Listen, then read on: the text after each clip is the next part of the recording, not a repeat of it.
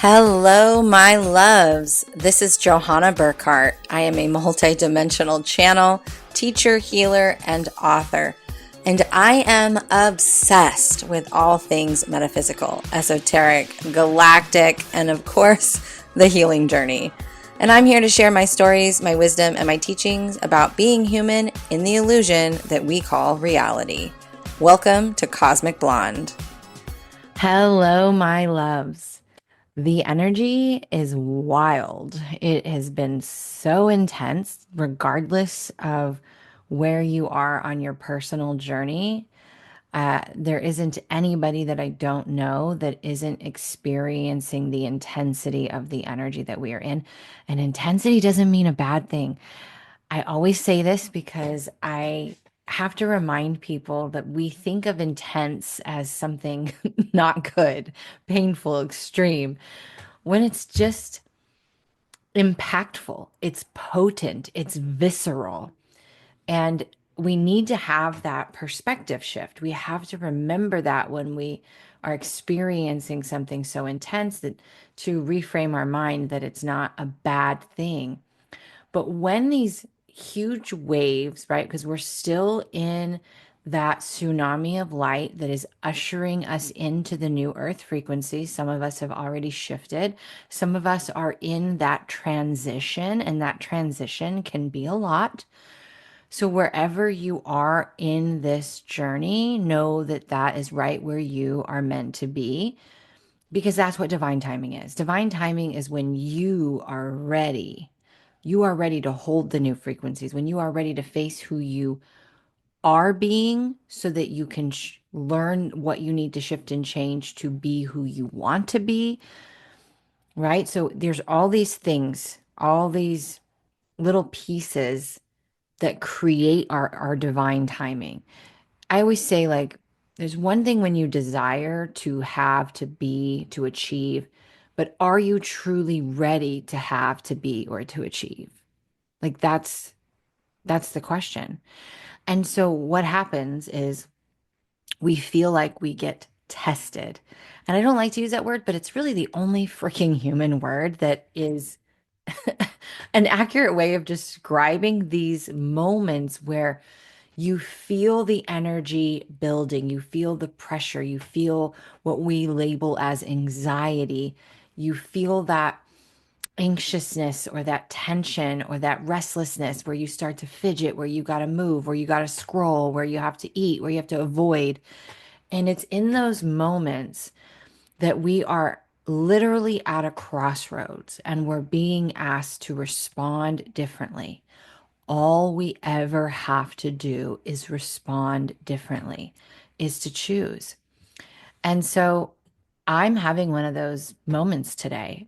I have had over the past month and a half, 2 months, the most amazing experience of being apathetic and detached, which I know probably sounds ridiculous to say out loud or to hear, but it's such a it was such a wonderful experience. And I'm still there for the most part, where you really have no concern about anything. And that's what apathetic means. It's when you have lack of concern, like nothing concerned me.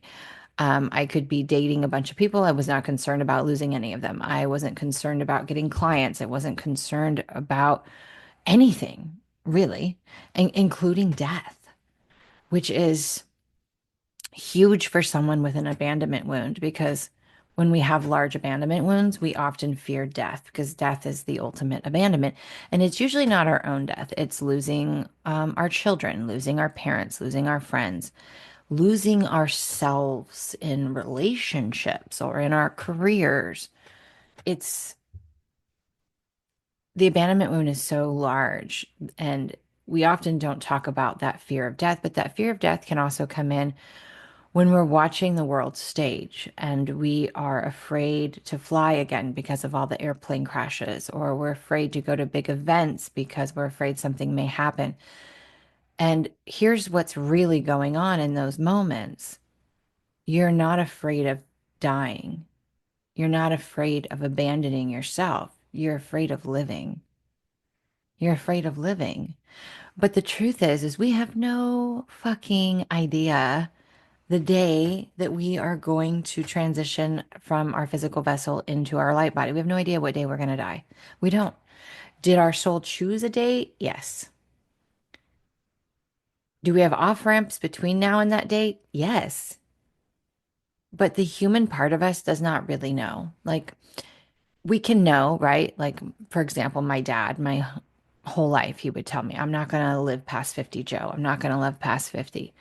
He barely made it to 57. And I swear the reason why he did is because of my son. When my son was born, it changed his life. And um, it just did. It gave him a new lease on life.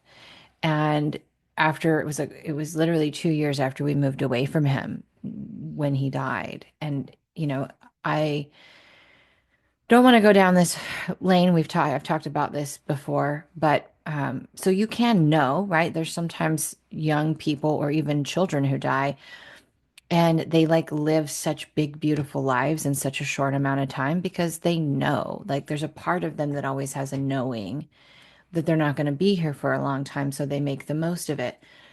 But for majority of us, we don't know when that's going to happen. So we can't add days to our life, but we can surely add life to our days. And that begins by being in the present moment. And it also begins by choosing differently in these moments of intensity where we're feeling the pressure that's really invisible, right? So today, for the first time in a few months, I started feeling anxiously attached to something new. So something new has shown up in my life and it's right there in front of me. It's not technically mine, it's not officially mine, but it's there and I can see it and I can feel it. And I'm like, oh my God, this is everything I've asked for in this thing. And when I've had those experiences of looking at something that in my life, no matter what it was, financial, relationship, business, whatever, family, and I'm seeing something come to fruition and be placed in front of me. And it's not official and it's not technically mine, but it's right there. Beginning to interact with it. I have these moments where I feel this anxious attachment begin to build in my body, where I feel like I'm trying my best to grab onto this as fast as I can and to hold on to this. And I noticed that today, and I was like, oh boy, this is coming back, right? The apathy, the apathy and detachment is no longer with me at this moment because this thing is so big and so massive. And I have to continuously take deep breaths and remind myself that in the last few years, the last 4 years for sure, what I know is that everything changes. And that is a good thing. And that every time I let go of something, something better or equal or better shows up very quickly after. And so there's really no reason to hold on to anything anymore. And a motto that I have been living and breathing by for the last probably 3 months is it all changes in a second because I've literally witnessed it. Actually, it was October when this thought of everything changes in a second comes to me.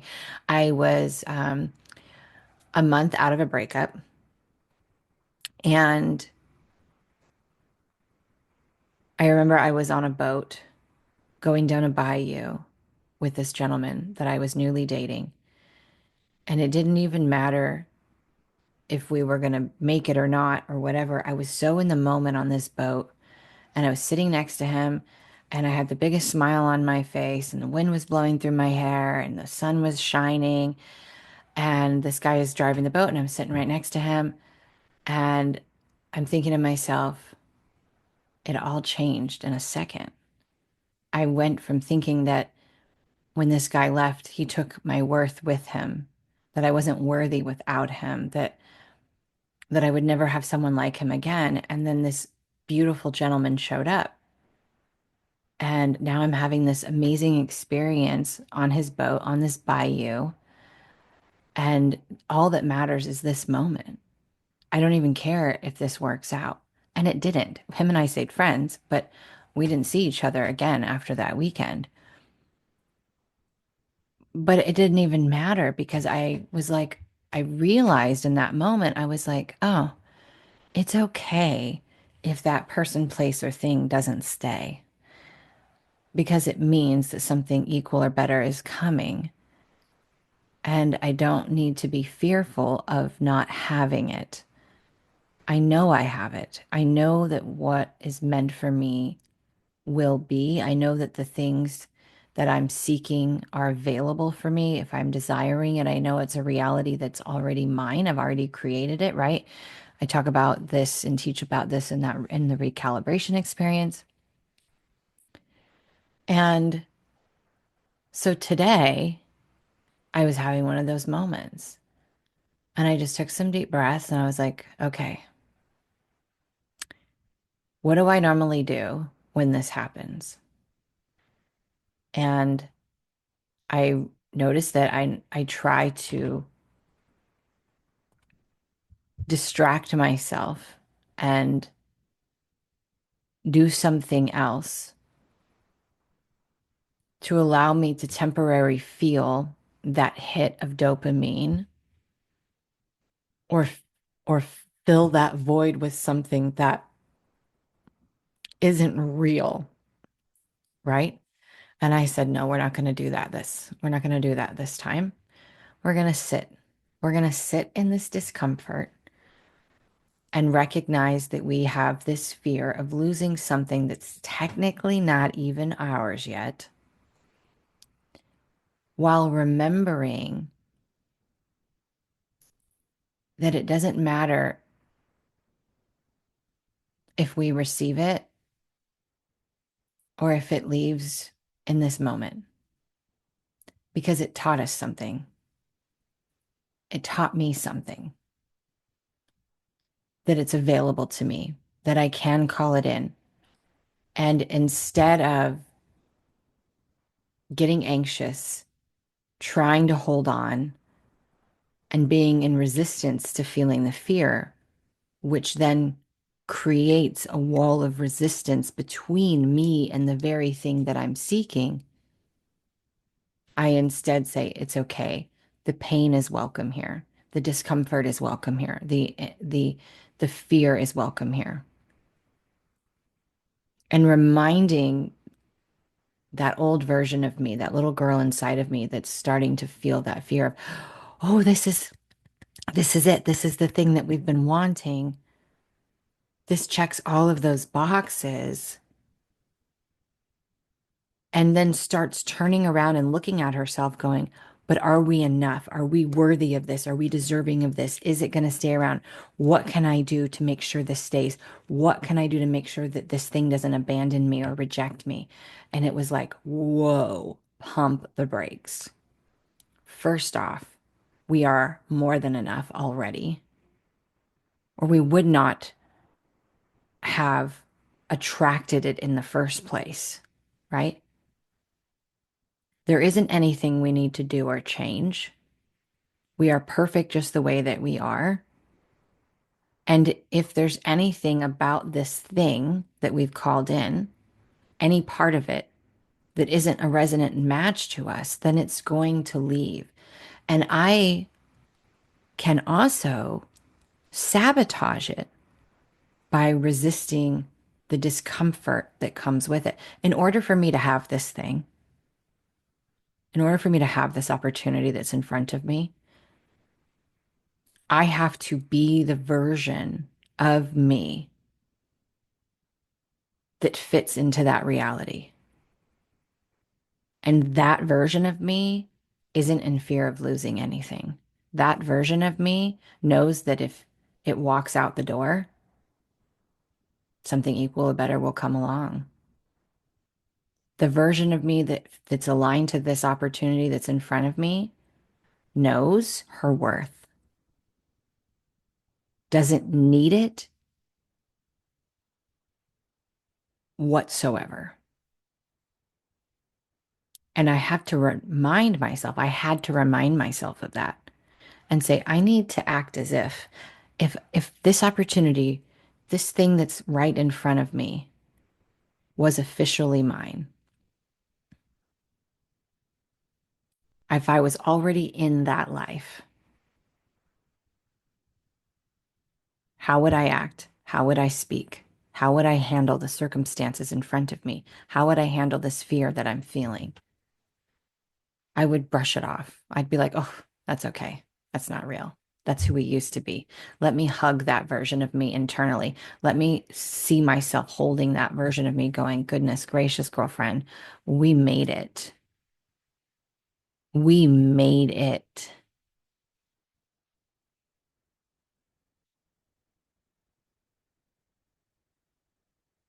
And to regulate your nervous system because the fear that I'm feeling is not real. It's there's no evidence that it's going away. There's no evidence that it's not going to be mine, that it's not going to be a real thing. But every time these opportunities, whether it's a person, place, or thing, show up in our reality, we will be tested to see if we are ready to be that version of us. Or are we still going to operate in the old version of us? How are we going to handle this? How are we going to respond differently? And again, coming back to that divine timing, you may desire to make $2 million a year, but are you somebody who is already ready and capable to handle $2 million a year? Are you taking care of your money? Are you managing your money well? Do you see that money is is an energy and it's an extension of your own energy? And that if you value your time and energy, you should value your money the same way you value your time and energy? I don't waste my time anymore. My time is the most precious thing I have.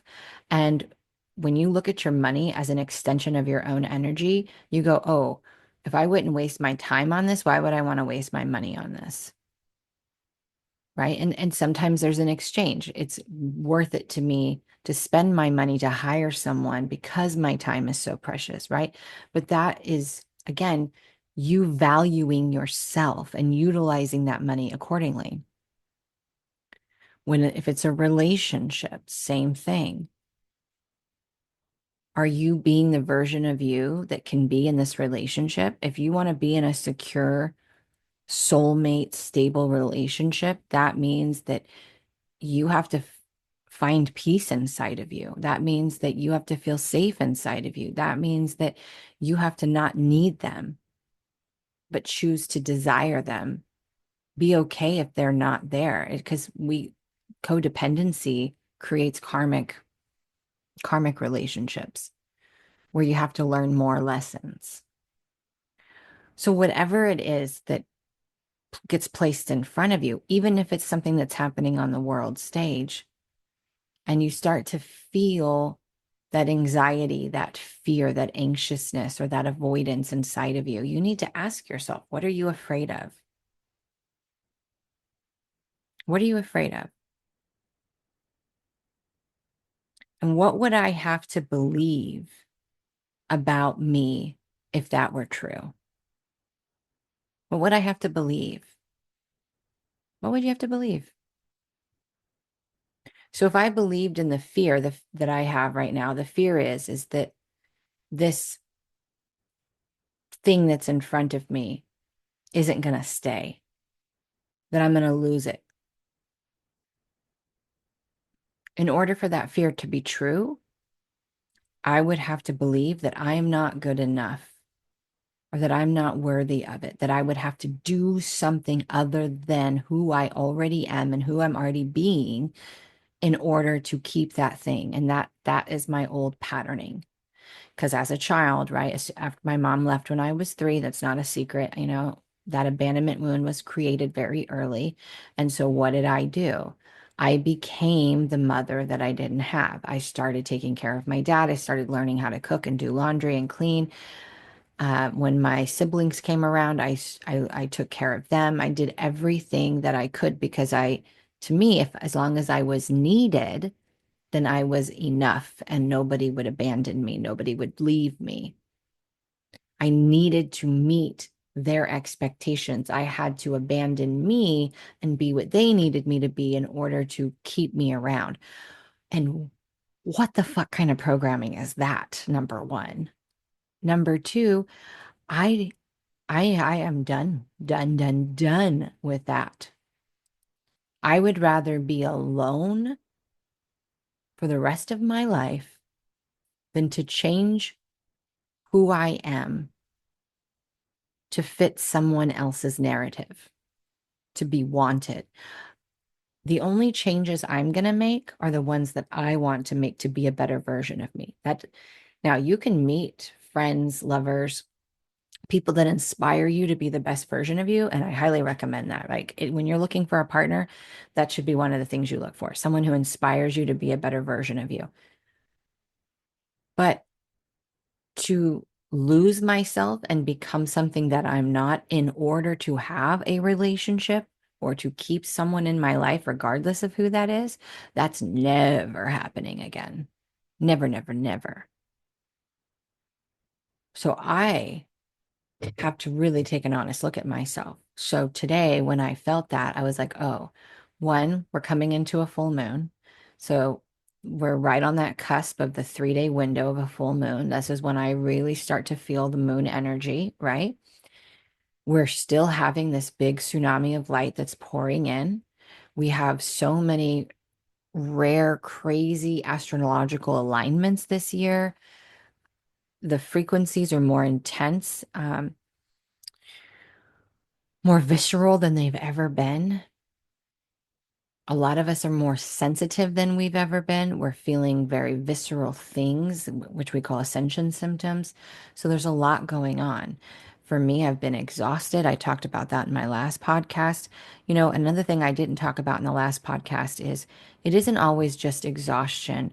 That's a sign that you've moved into a new frequency. Oftentimes, you can get really sick.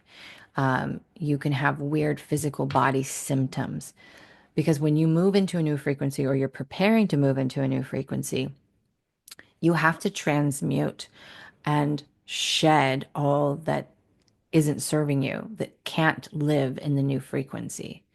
And whether it's a cold, allergies, a flu, it doesn't matter. If there's any kind of physical ailment going on in your body, it is the body moving from carbon to crystalline. It is what we call ascension. Ascension is the body.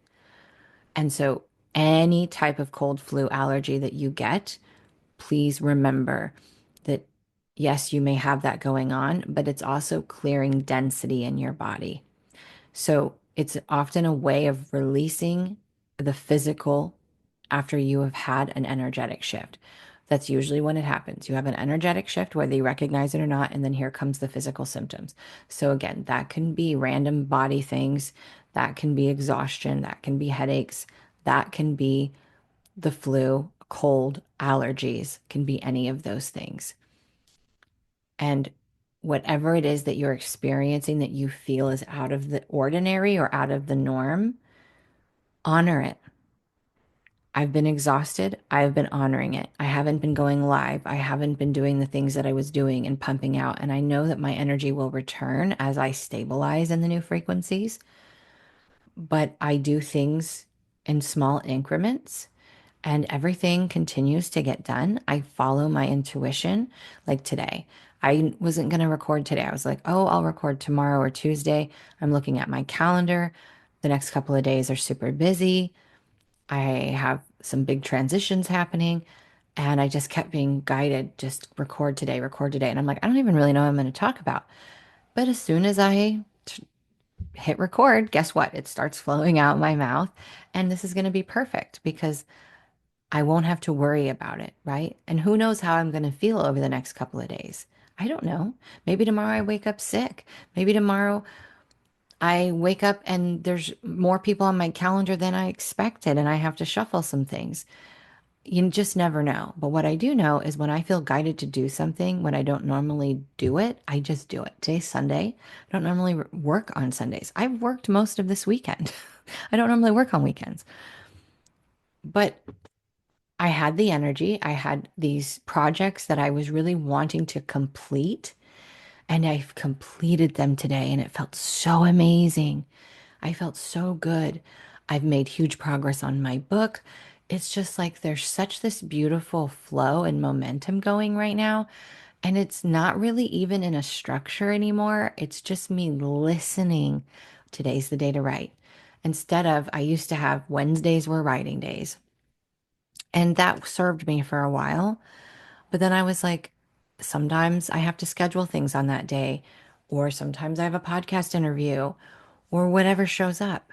Or maybe I don't feel inspired that day, but the next day I'm so inspired and I sit down and I'm able to write 10 pages in 2 hours, where sometimes on my scheduled writing days, it takes me 6 hours to write 4 pages. So I've kind of letting go of my structure more as I'm starting to create a new structure that hasn't quite yet formed, all while still honoring my intuition and practicing what I teach and I preach. And so I really just wanted to hop on here and just do a short podcast today about these moments where we're sitting at a crossroads. And that crossroads isn't always go take this opportunity or this opportunity, this state or this state, this job or this job, this relationship or this relationship. Sometimes it's the crossroad of, hey, you're being triggered right now. You feel a little more anxious than you normally would. You have a fear showing up. What are you going to do with it? Are you going to sit and feel it? Are you going to regulate your nervous system? Or are you going to distract yourself? Are you going to try to fill that hole that you're feeling with something that isn't going to serve you? Or are you going to go, oh my God, here it is, that moment. Remember, I've said this a million times when it's the most intense. It's that energy being vended up and being placed right in front of your heart. And it's going, here I am. Here's this old version of me. Are you going to love me anyway? Or are you going to get mad, shame, blame? Why is this here again? I thought I already healed this. I don't want to feel this. Let me reject it. Let me distract from it. Or are you going to embrace that version of you with everything in you? Because this is the way forward. Remember, everything's uncertain. Everything. It's about trusting you, having faith in you. You can handle this. All emotions are welcome. All versions of you are welcome. All versions of you are enough. All versions of you are worthy of love. The only thing you ever have to do is respond differently. Nothing less, nothing more. That's it. Choose differently and use inquiry. What is the fear? What am I afraid of?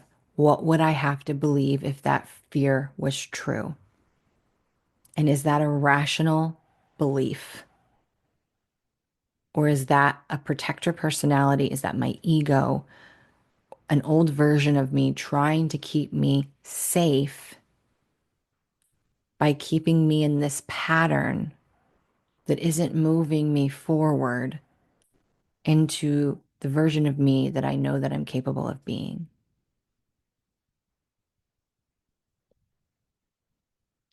So wherever you are, whatever you're experiencing, whatever you're feeling, welcome it. This is going to help with the divine timing of that new reality, the new frequencies, by creating that space and showing the universe that you can handle what comes your way. And I will see you in the next episode. Hey, thanks for listening. This episode was brought to you by JohannaBurkhardt.com, where it's time to defy the limits of your mind and step into your multidimensional mastery. Don't forget to subscribe so that you never miss an episode. See you next time.